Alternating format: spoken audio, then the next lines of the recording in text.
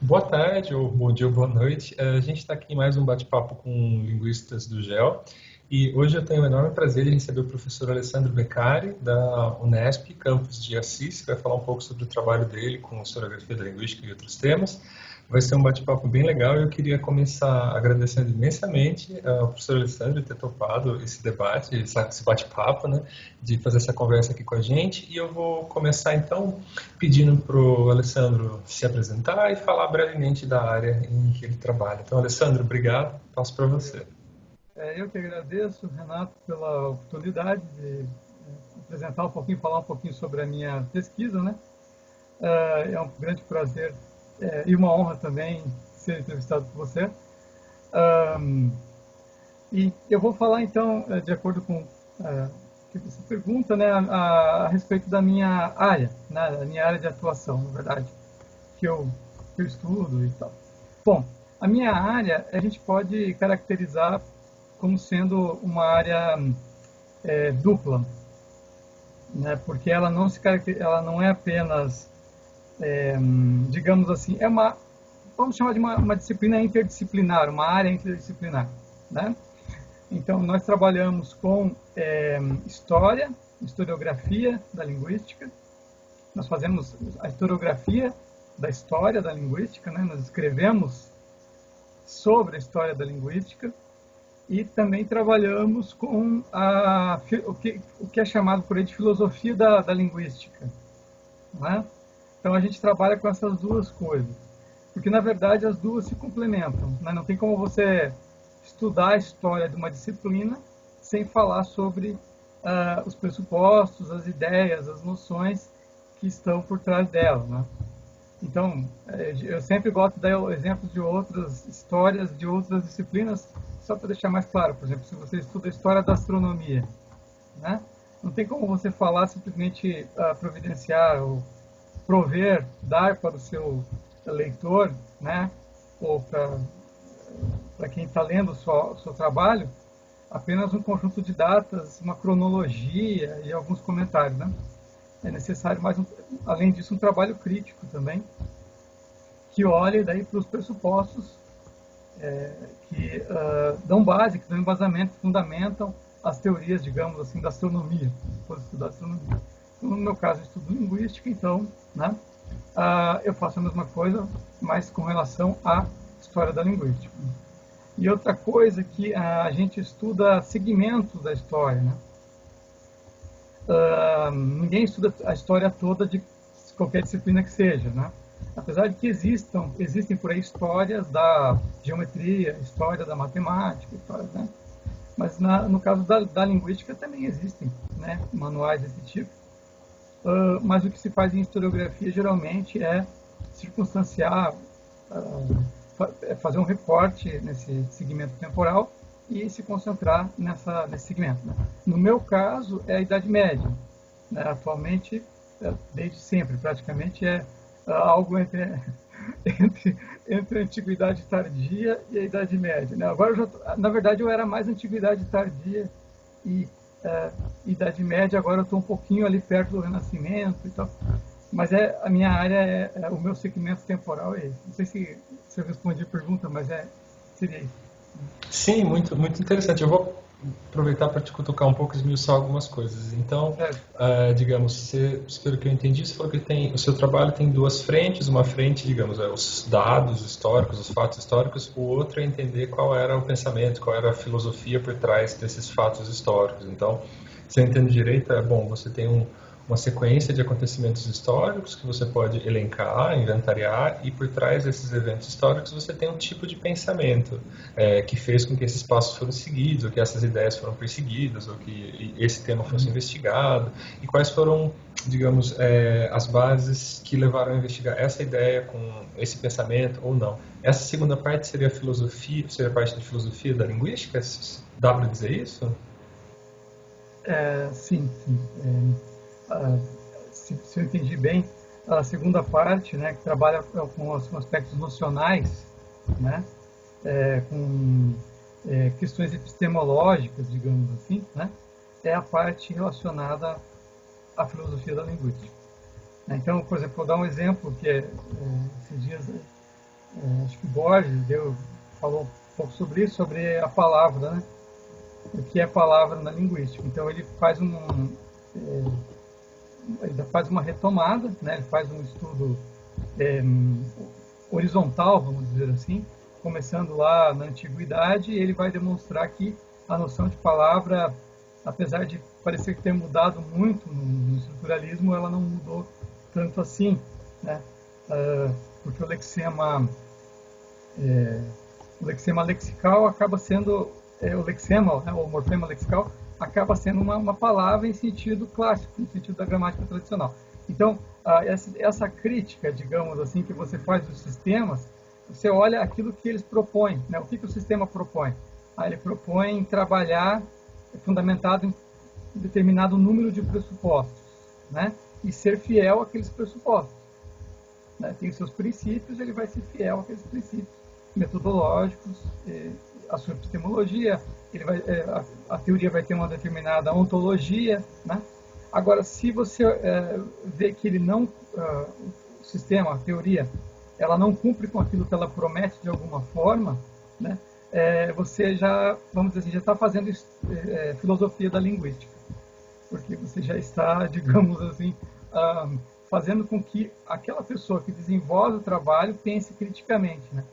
É quase como um profetismo, vamos dizer assim, uma voz profética, né? Você chega e demonstra, olha, você na verdade, veja, você não está sendo coerente nesse ponto, aquela coisa, né? E aí os pesquisadores fazem uma revisão com base naquilo que a filosofia aponta, né? Ou, claro, mesmo a filosofia pode estar errada também, né? Então, ela pode ser criticada por outros filósofos. Né? Não sei se era isso que era... Sim, sim, acho que esse exemplo foi bem legal, ajudou a entender bastante. Eu vou pedir só para a gente fechar essa parte, para você tentar pincelar para a gente aqui quais seriam então os objetivos de quem faz historiografia da linguística. Eu entendi que um deles é relacionar os fatos, vamos dizer assim, o desenvolvimento histórico de uma disciplina com as ideias que embasam essa disciplina, com a parte filosófica. Você poderia exemplificar mais alguns, ou dizer mais quais seriam outros objetivos de quem pesquisa em historiografia da linguística? Olha, tem essa questão da crítica, né, uma espécie de revisão do que já foi feito. Eu acho que essa é uma das partes principais, né? A outra é demonstrar que tem muitas ideias e noções que aparentemente são muito modernas, né? Mas que elas por exemplo, já foram pensadas em outro momento, já foram utilizadas em outro momento, mas acabaram sendo esquecidas. Então, uma retomada de ideias, de teorias que acabaram ficando marginalizadas, sendo esquecidas, desaparecendo por uma série de motivos. E até a gente estuda, né, uma das outras coisas é as motivações né, as motivações que levaram a essas teorias desaparecerem, serem marginalizadas. Aí você tem um monte de coisa que pode acontecer, né? Me vem à mente agora, por exemplo, já que a gente está falando numa época agora um pouco de neofascismo, né? Se você olhar para a Europa do período fascista, nazista, você vai ver que houve muito esse tipo de coisa, né? Esse tipo de esse tipo de física é uma física que não é ariana, por exemplo. Então, todos os livros devem ser queimados, etc. Então, a política e o aspecto ideológico é uma outra questão muito importante, né? O aspecto ideológico pode levar ao apagamento mesmo, né?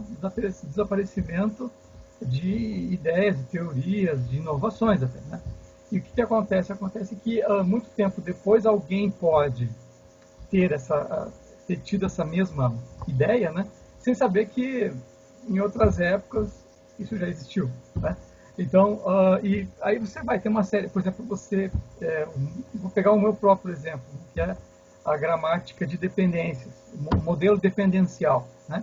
O modelo dependencial é medieval. Hoje em dia se sabe um pouco mais a respeito disso, por causa de pesquisas como a do Covington, como de vários pesquisadores europeus, etc., né? Franceses. Então já se sabe que a teoria dependencial não começou com o TNR. Tá? Ela já existia provavelmente, né, eu não cheguei a ver muito isso, mas provavelmente ela foi uma invenção dos árabes, né? Então, por uma questão até teológica e tal, né? Por motivos aí motivações que fogem um pouco agora da gente tentar esmiuçar, né? Mas provavelmente um povo monoteísta que foi o mesmo que desenvolveu a álgebra, tá? E que desenvolveu, vamos dizer assim, aspectos de ciência experimental, né? Esse mesmo povo possivelmente teria sido o fundador, o criador aí da gramática de dependências sintáticas, né? Então, quer dizer, esse tipo de coisa que você acaba, né, veja quanta coisa que você pode trazer à tona e mostrar, olha, só se fala em fundamentalismo islâmico, pô, os caras desenvolveram a teoria dependencial muito tempo antes do Saussure, né? Então, acho que dá para fazer todo um trabalho bem crítico, assim, né? Embasado na pesquisa, embasado na própria história e na filosofia da ciência, né? Eu acho bem legal. É, isso eu devo confessar que eu acho fascinante, assim, acho uma coisa impressionante. E a sua resposta traz à tona mais um aspecto interessante de quem faz historiografia, você me corrige depois, que é o aspecto político e de sociologia da ciência também, né? Porque como você falou, algumas ideias são abandonadas e nem sempre elas são abandonadas porque são ideias ruins, né? Elas são sim, abandonadas por critérios, vamos dizer, extra-científicos e descobrir isso exato, é fascinante. exatamente. Eu dei o exemplo extremo do fascismo, né? Porque nós estamos numa época de fascismo. Eu dei um exemplo extremo. Mas essas coisas acontecem em ambientes acadêmicos e é quase que parte normal da vida das nossos departamentos, né? Então a gente vê isso acontecer o tempo todo, né? Não é porque a teoria ou a escola X ou Y seja melhor ou pior, né? Mas é simplesmente porque a retórica de fulano, beltrano, ciclano é melhor e consegue se impor, né? Consegue ter um certo poder de convencimento e convencer um determinado público que aquela teoria é a mais pertinente, é a mais importante, e todas as outras possíveis são relegadas para o segundo plano, são consideradas inferiores, vamos dizer assim, ficam marginalizadas, né? Então, acho que a historiografia linguística e a filosofia da linguística, a epistemologia, alguns chamam de epistemologia linguística, sei lá, elas estão aí justamente para isso, né? Para mostrar, é aquela coisa do profetismo que eu falei para você, né? É você dizer, olha, esperem um pouco aí, né? Vejam o que vocês estão fazendo, se não é o caminho certo. É aquela coisa de você abrir o olho das pessoas em determinados momentos. Embora pareça uma coisa muito vaga e distanciada da realidade, né? Historiografia, linguística, história, a filosofia, na verdade, ela tem uma relevância muito grande. Como vamos dizer assim, como uma crítica do próprio fazer científico, da forma como é feito, né? A ciência. Exato, eu concordo com você. Eu tenho a impressão que quando a gente faz ciência e não conhece absolutamente nada da história daquela ciência, das preocupações da formação daquela ciência, você está meio sem saber o que você está fazendo. Você está indo por um caminho que você não conhece muito bem. Eu acho que para fazer um trabalho crítico você tem que saber por que você está fazendo aquilo, de onde veio essas ideias. E isso realmente é fundamental. Deixa eu aproveitar para te fazer uma pergunta que também é uma pergunta que tem a ver com uma inquietação pessoal minha, que é o seguinte. Acho que quando a gente vai estudar a história de uma disciplina, e você estudou bastante história da linguística em vários aspectos, sobre várias questões, em vários momentos, a gente fica com a impressão de que não tem muitas ideias novas, assim, que na verdade você tem muita coisa que foi meio requentada, ou que foi recuperada, abandonada, e que avançou um pouquinho aqui, um pouquinho ali. A minha pergunta é assim, quando que a gente sabe, ou dá para saber quando a gente está diante de uma inovação, de uma ideia muito nova, ou não tem ideias novas? Assim, quando é que a gente sabe, tendo uma perspectiva historiográfica, que está diante de uma ideia nova? Porque, de novo, pegar o seu exemplo da gramática de independência. Poxa, saber que isso já estava ali com os árabes e tal, é um negócio super legal, super fascinante. Mas tem um lado um pouco deprimente, ou depressivo, que é assim, poxa, mas cadê as ideias novas? Não tem ideias novas? Então, como é que a gente faz para detectar ideias novas? Assim, qual é a perspectiva da historiografia sobre novas ideias? Bom, eu acho que assim, você pode considerar que todas as ideias são novas porque elas surgem em ambientes novos, né? Então, por exemplo, se não me engano, tem eu acho que o Russell, aquele lógico inglês, né? Ele parece que ele próprio fazendo a história da filosofia, ele descobre que na Idade Média, né, no final da Idade Média, alguns lógicos termistas, não lembro quais deles, haviam descoberto algumas das ideias que ele achou que foram super mega inovações na lógica, né? Grandes inovações que teriam revolucionado a história da lógica.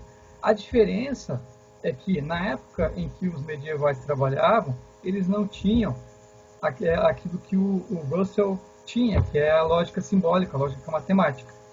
Então, vamos dizer, a roupagem é outra, né? Mas, assim, não simplesmente uma roupagem superficial, não estou falando que é superficial. Estou falando que a roupagem tecnológica, a roupagem científica, etc., é outra, né? Mas a ideia, o núcleo, vamos dizer assim, pode ser muito próximo, pode ser o mesmo, né? Acontece que os medievais usavam o quê? Pergaminhos, eles escreviam, né? Eles utilizavam, não tinha uma simbologia matemática ainda e tal. Então, eles tinham que expressar essas ideias de uma outra forma, né? Complicadíssima, porque se você pensar, por exemplo, Occam, né? Occam, se não me engano, ele descobre, não, isso eu tenho certeza, né? Ele descobriu aquela lei do De Morgan, né? De Morgan, sei lá, o inglês, eu acho. E ele descobre essa lei, só que eu fui ler a lei do De Morgan no Occam, é muito mais difícil entender para nós, né? Porque o Occam vai dar um monte de exemplos, ele vai dar frases, ele vai tentar explicar de uma forma narrativa, vamos dizer assim, né? Enquanto que o De Morgan, duas fórmulas lá, ele explica tudo, né? Eu acho que é disjunção e conjunção, uma coisa assim.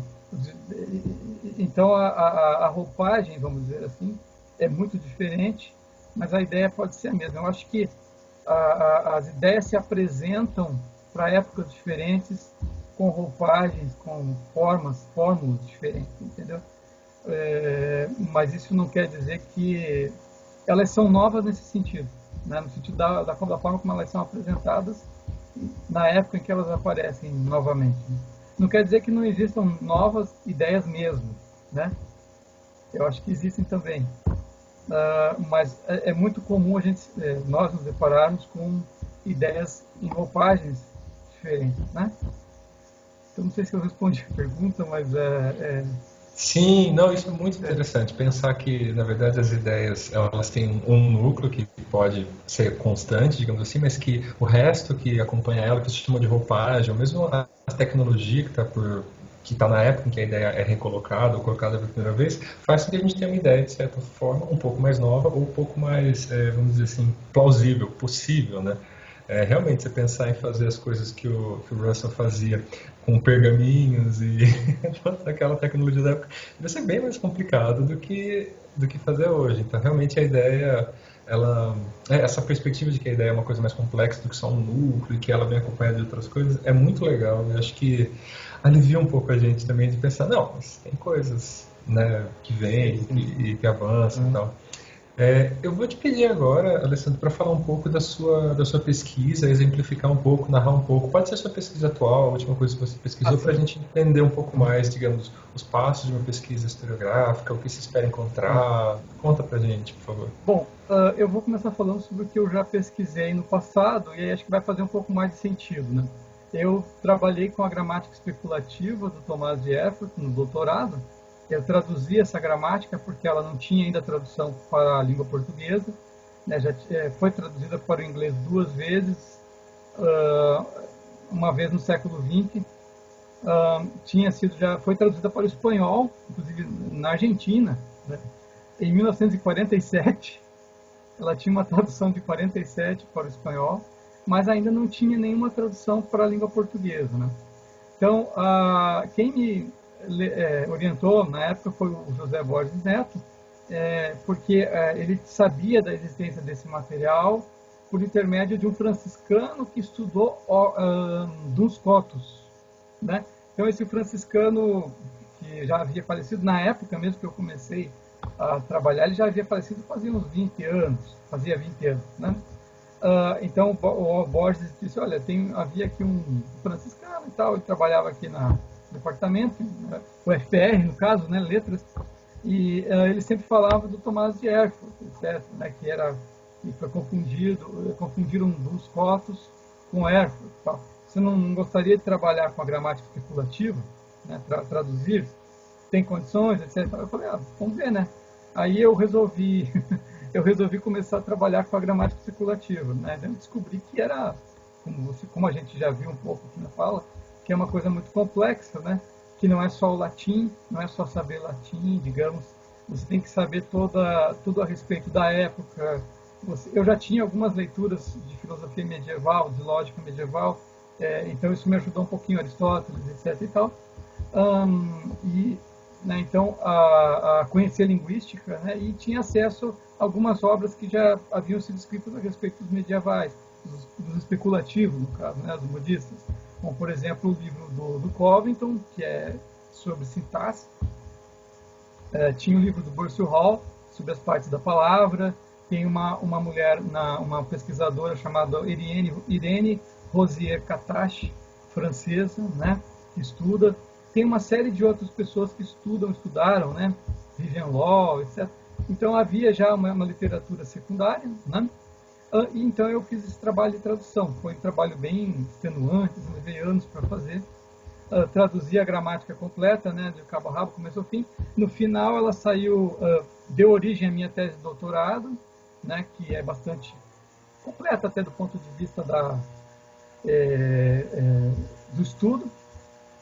Saiu o estudo e a tradução, né, e um glossário na tese. E o livro depois foi publicado pela editora da UFPR. Né? Na publicação da editora da UFPR só tem a tradução da gramática especulativa e um resumo da introdução. Um resumo, não chega a ter muita coisa. Bom, isso foi lá atrás no doutorado. Aí o que eu fiz? Né? Bom, quais são as fontes, qual que é a origem? Vamos mais a fundo aí. Da onde que ele tirou, de onde que eles se inseriam, esses modistas, esses gramáticos especulativos, o Thomas Jefferson. Aí, bom, eu percebo que todos eles se basearam numa tradição de comentários aprecianos, né? Então, vamos dizer assim, teve séculos de livros, comentários escritos, né? A sintaxe do Prisciano, né? E aí os modistas acabam desenvolvendo uma teoria, né, a partir do Prisciano, a partir dessas discussões que já havia anteriormente a respeito de Prisciano. Então, a minha primeira ideia era ir direto ao Prisciano e traduzir o livro o livro originário, vamos dizer assim, o livro seminal, né? Que é o sobre a construção, De Constructione, que é o livro 18 das instituições gramaticais de Prisciano, né? Que é um livro escrito no século VI depois de Cristo, em Constantinopla. Né? Bom, então a ideia era traduzir esse Prisciano. Eu comecei a traduzir, eu já traduzi mais ou menos a metade desse material, né? Assim, o que acontece daí com o tempo, né? Que eu vou traduzindo, eu descubro que eu começo a pensar, trazer mais para nós, né? Vamos pensar na gente, vamos pensar na língua portuguesa, nos falantes de língua portuguesa. Será que na nossa história, mesmo que seja pregressa, na nossa outra vida europeia, lá atrás, na Idade Média, será que existiu gramática especulativa em Portugal? Né? Existiu. Sim. Houve gramática especulativa em Portugal. Né? Então, porque Portugal, afinal de contas, é um país europeu, estava ali já existia uma universidade desde 1288, né? Havia estudos, havia ordens religiosas, os monges, eles viajam muito, né, os religiosos, de um país para o outro, então, obviamente que eu encontrei. E daí a gente vendo, né, daí com o professor de lá, o professor Gonçalo Fernandes, nós descobrimos que existia um manuscrito, aliás, 3 manuscritos, né, um deles muito interessante do ponto de vista teórico, do ponto de vista dessa herança modista, né, que é os Notabilia Alcobacenses, do Mosteiro de Alcobaça, né. Aí eu comecei a estudar esse material, né? Eu comecei junto com o professor, inclusive eu estive em Portugal agora em janeiro, né? Comecei a estudar esse manuscrito e ele faz parte, digamos assim, do meu estudo, do meu trabalho de pós-doc, da minha pesquisa de pós-doc agora, né? E aí o que a gente descobre? A gente descobre que realmente, em Portugal, nesse material, por exemplo, no Notabilia alcobacensis, tem um forte impacto ali das ideias dos modistas, né? E das ideias de Prisciano. Prisciano é citado 36, 40 vezes, né? E os comentaristas dos modistas são citados dezenas de vezes, né? Então, o trabalho atual continua a ser a pesquisa no Prisciano, a tradução no texto completo do Prisciano, né, da De Construzione, também os estudos aí sobre as ideias dele, né, não só a tradução é parte, digamos assim, da parte historiográfica, né, é um dos elementos da historiografia, traduzir de línguas antigas, de outras línguas, né. E aí o outro elemento é a análise, que daí tem um pouco mais a ver com a crítica, aquele aspecto da filosofia da linguística que eu havia falado. Então estou tentando fazer esse trabalho com relação ao Prisciano, né?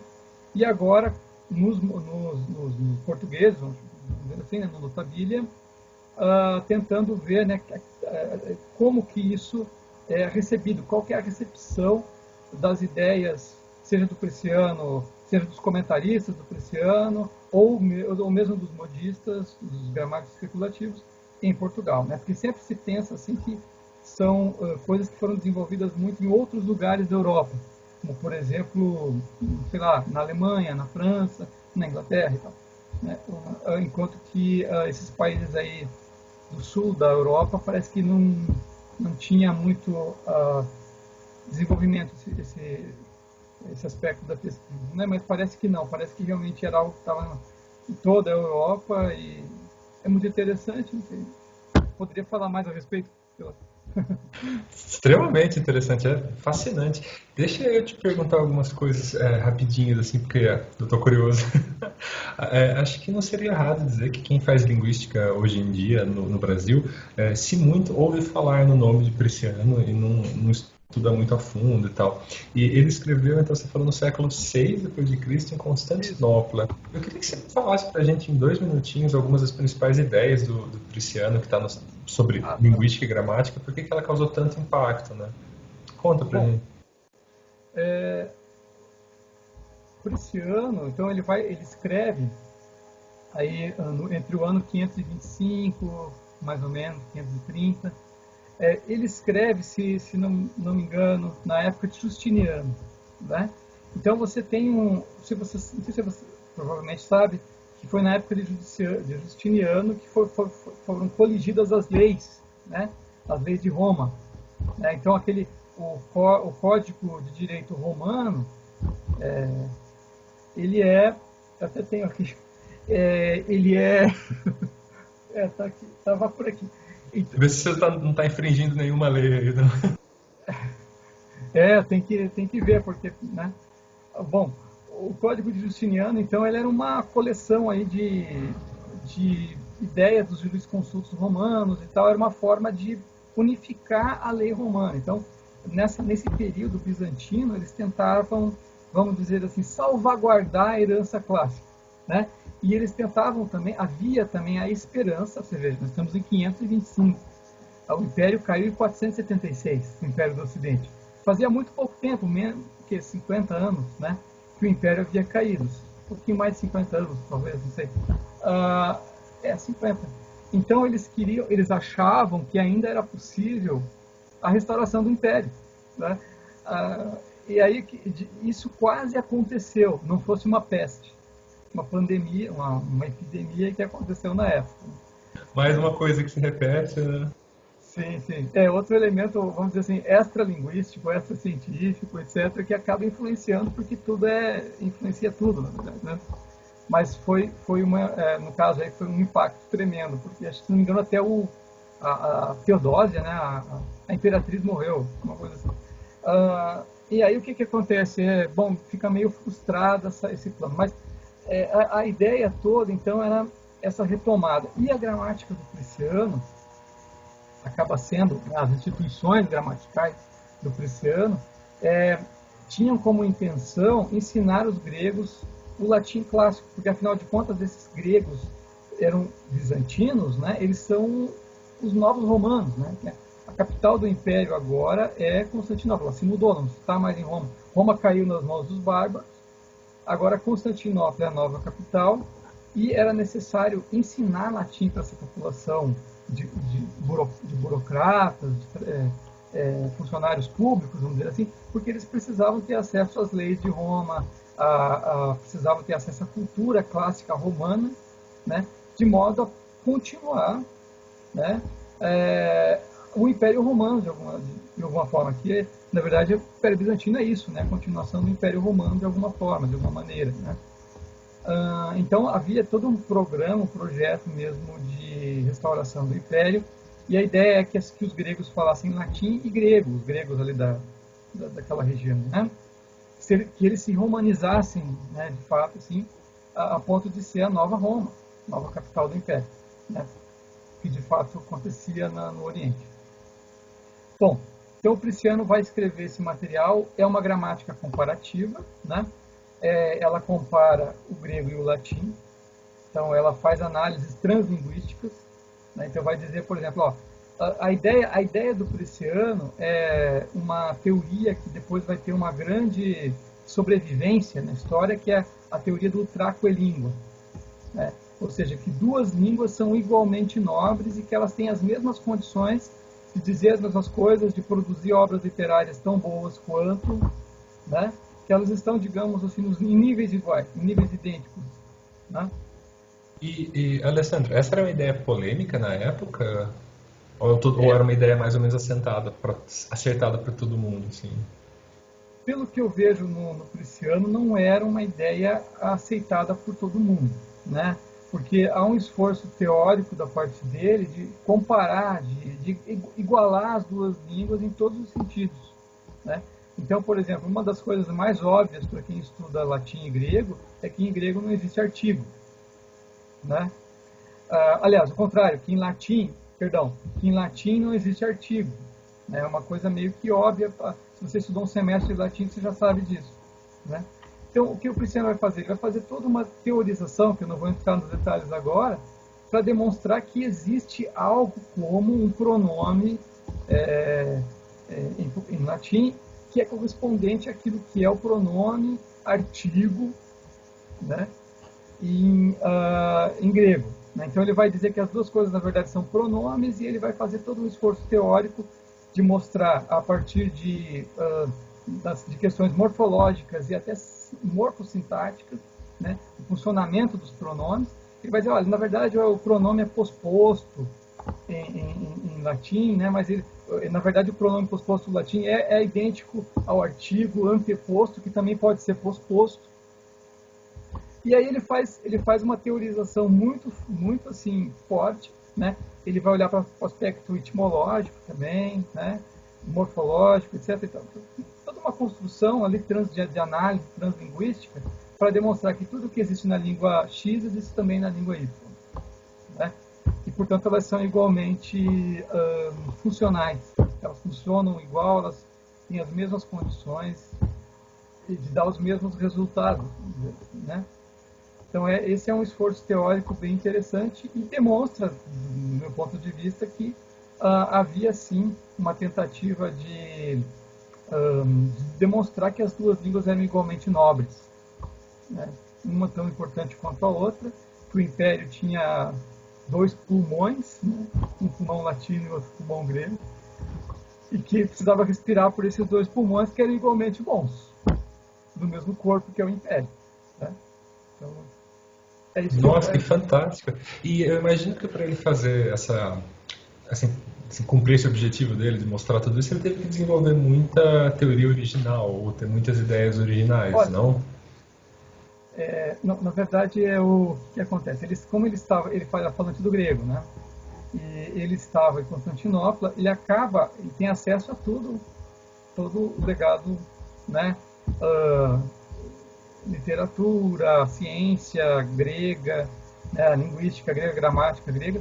Então ele tem acesso também a um gramático grego gramático alexandrino do século II depois de Cristo, né, chamado Apolônio Dísculo.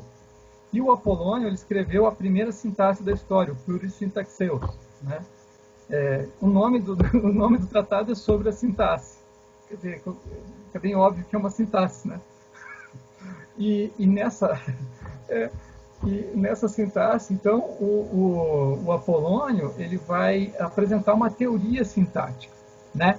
E essa teoria do Apolônio é uma teoria seria assim, em inglês se chama Distributional Constraints, né? Constritores distribucionais, uma coisa assim, eu traduzi literalmente, né? Então ele vai dizer que as coisas, por exemplo, se você modifica uma coisa na frase, digamos assim, se você alterna a posição de algum elemento da frase, ou se você anula, apaga um elemento, você cria um outro significado, né? Então ele vai mostrar que, assim como as palavras, digamos assim, ele vai pegar análise morfológica, né?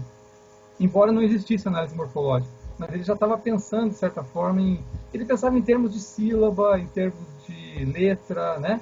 Então ele dizia, olha, se eu modifico tal letra em tal palavra, eu produzo uma outra palavra. Se eu... Então ele pensava nessas transformações que acontecem nas palavras, né? Quais são as possibilidades? Quantos tipos de consoante que pode acontecer na língua, né? Quais as consoantes que acontecem em tal posição, quais os elementos que podem acontecer numa posição e não outra posição. Então o critério era posicional, né? E funcional também, eu diria, né?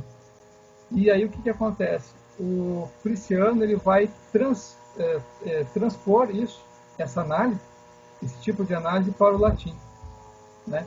E, veja, ele está fazendo uma gramática comparativa, seria contrastivo, mas comparativo, né? Ele está fazendo uma gramática comparativa entre duas línguas e ele vai usar uma teoria de uma dessas duas, né?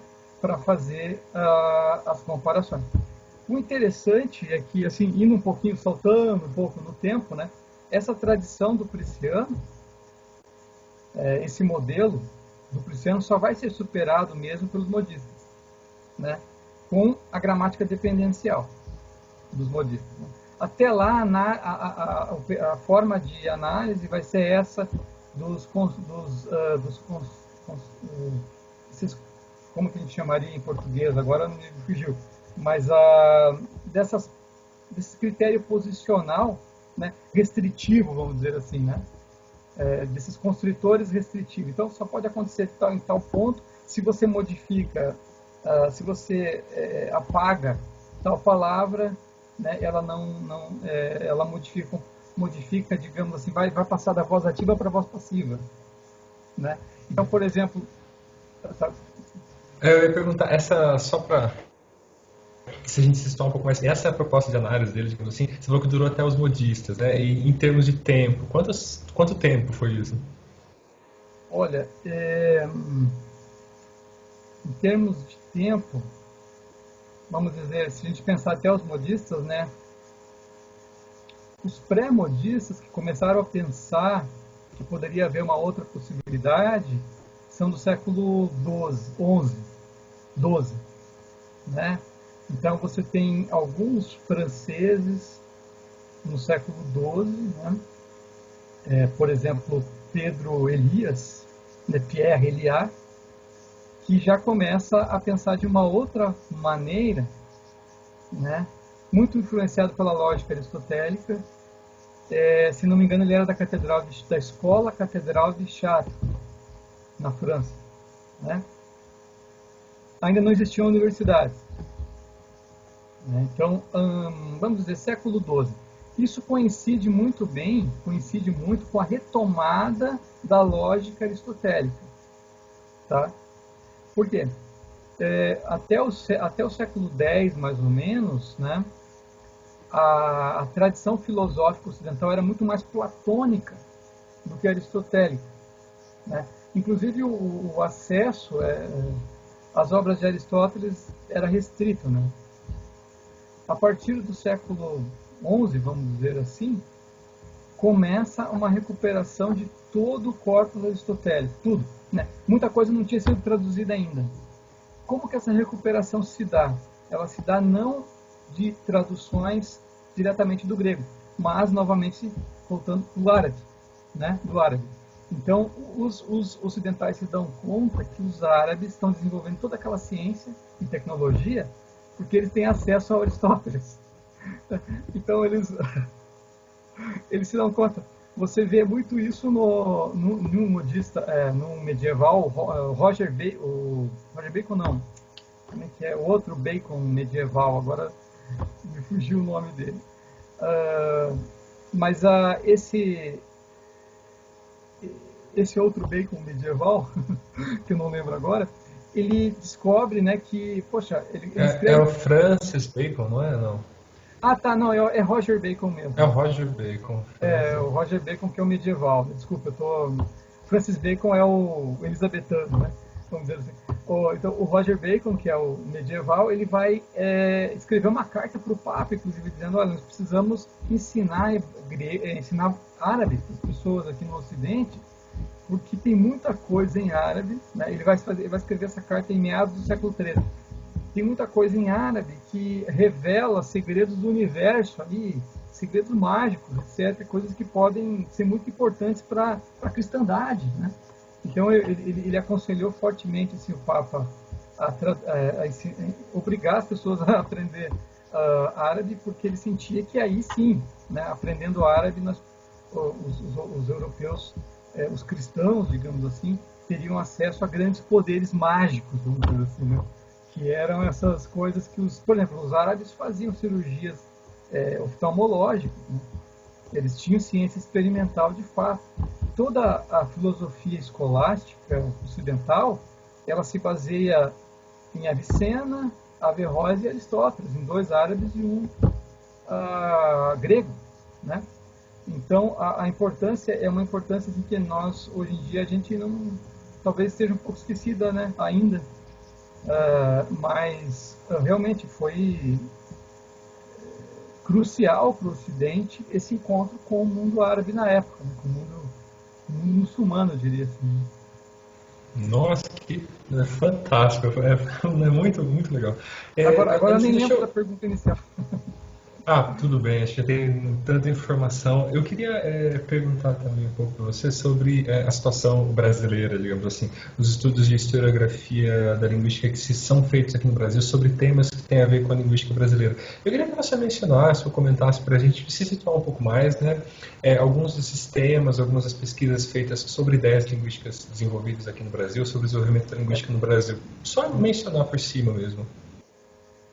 Olha, no Brasil nós temos um centro muito importante, eu diria o mais importante, que é o CEDOC da USP, DL USP, né? O CEDOC do Departamento de Linguística da USP. Eles têm lá um trabalho de 30 anos, feito, coordenado no início e até recentemente pela professora Cristina Altman, né? Atualmente o CEDOC é coordenado pela Olga Coelho, pela professora Olga Coelho, que também é minha supervisora no pós-doutorado, né?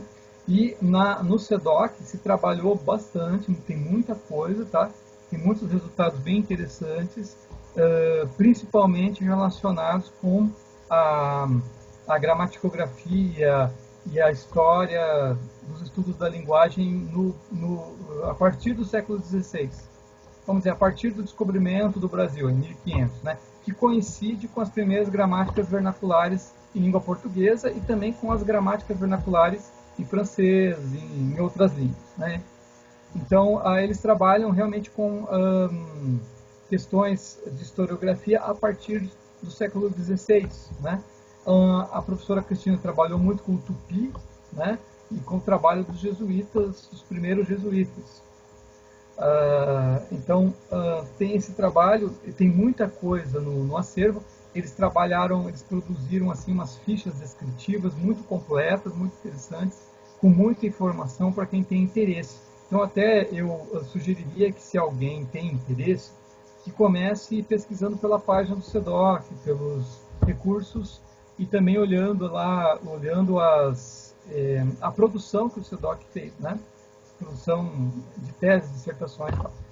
Outro que incentivou bastante o trabalho com a historiografia linguística e com a filosofia da linguística foi o Borges Neto, né? Que foi meu orientador. Então, se você pegar, por exemplo, os orientandos do Borges até hoje, eu acho, não sei, eles produziram muita coisa relacionada à gramática antiga, principalmente, né? Como, por exemplo, tem uma orientanda que trabalhou com Varrão, né? Tem outra que trabalhou com Aulo Gélio, né? Tem uma orientanda dele que traduziu a primeira gramática escrita no mundo, vamos dizer assim, né?